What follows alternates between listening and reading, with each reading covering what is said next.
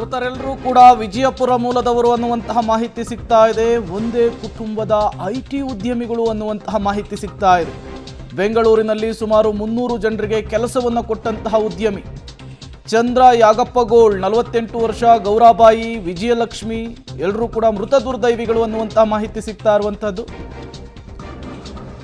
ಮೃತರೆಲ್ಲರೂ ಕೂಡ ವಿಜಯಪುರ ಮೂಲದವರು ಅನ್ನುವಂತಹ ಮಾಹಿತಿ ಸಿಗ್ತಾ ಇದೆ. ಬೆಂಗಳೂರಿನಲ್ಲಿ ಸುಮಾರು 300 ಜನರಿಗೆ ಕೆಲಸವನ್ನು ಕೊಟ್ಟಂತಹ ಉದ್ಯಮಿ ಕೂಡ ಈ ರಸ್ತೆ ಅಪಘಾತದಲ್ಲಿ ಸಾವನ್ನಪ್ಪಿದ್ದಾರೆ. ವಿಜಯಲಕ್ಷ್ಮಿ, ಜಾನ್, ದೀಕ್ಷಾ, ಆರ್ಯ ಮೃತ ದುರ್ದೈವಿಗಳು ಅನ್ನುವಂತಹ ಮಾಹಿತಿ ಸಿಗ್ತಾ ಇರುವಂಥದ್ದು. ಎಲ್ಲ ಅಂದುಕೊಂಡಂತಾಗಿದ್ರೆ ಪ್ರವಾಸವನ್ನು ಮುಗಿಸಿ ಅವರ ಮನೆ ಸೇರ್ಕೋಬೇಕಿತ್ತು. ಬಟ್ ಜವರಾಯ ಅಟ್ಟಹಾಸವನ್ನು ಮೆರೆದಿದ್ದಾನೆ. ಪ್ರವಾಸಕ್ಕೆ ಅಂತ ಹೊರಟವರು ಮಸಣವನ್ನು ಸೇರಬೇಕಾದಂತಹ ಪರಿಸ್ಥಿತಿ ನಿರ್ಮಾಣವಾಗಿದೆ.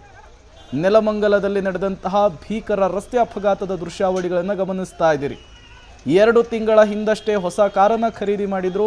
ವೀಕೆಂಡ್ ಇರುವ ಹಿನ್ನೆಲೆಯಲ್ಲಿ ಮನೆಯ ಸದಸ್ಯರು ಪ್ರವಾಸಕ್ಕೆ ಅಂತ ಹೊರಟಿದ್ರು. ಪ್ರವಾಸಕ್ಕೆ ಅಂತ ಹೋದವರು ಹೆಣವಾಗಿ ವಾಪಸ್ ಬಂದಿರುವಂತಹ ದುರಂತದ ಘಟನೆ ನಡೆದಿರುವಂಥದ್ದು ನೆಲಮಂಗಲದ ಟಿ ಬೇಗೂರಿನ ಬಳಿ.